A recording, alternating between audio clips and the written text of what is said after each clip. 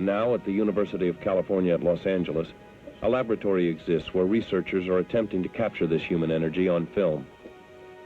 The process is called Kirlian photography, named after Seymour and Valentina Kirlian, Russian scientists who pioneered it in the 1930s.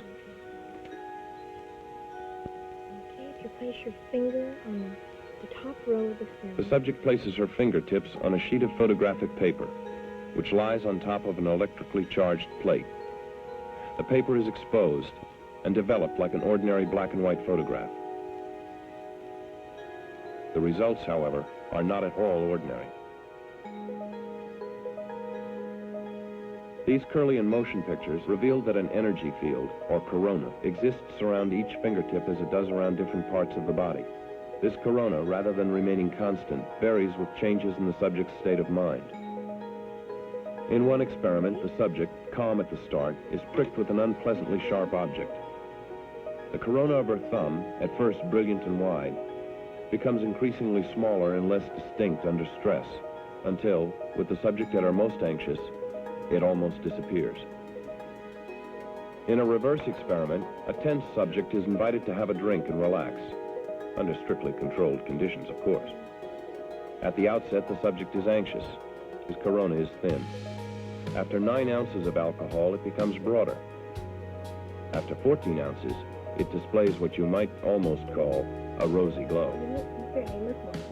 Yes, well, yeah. In an experiment done with cancerous and healthy rats, the results indicate a definite difference in the corona around their tails.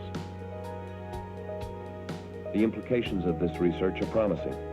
If these tests are substantiated, perhaps one day Kirlian photography will be used as a tool in medical diagnosis. Every living thing radiates an energy all its own. Yet to what do these energy fields correspond? Kirlian photographs of plant leaves and flower petals have raised some curious and as yet unanswered questions. Normally, healthy plants have distinctive, colorful coronas.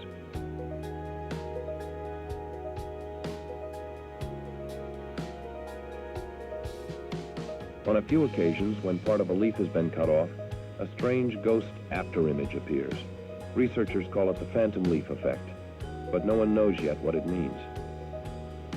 What happens when 2 human energy fields come in contact? Tim and Lois are lovers. Photographed alone, his finger's aura is blue and spiky.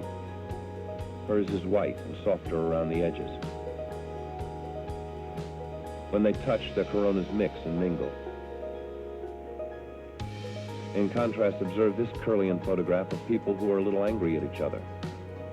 And this one, in which the person on the left is extremely hostile. Research has shown that the auras of the strong tend to dominate the weak, as can be seen in this Kirlian family portrait.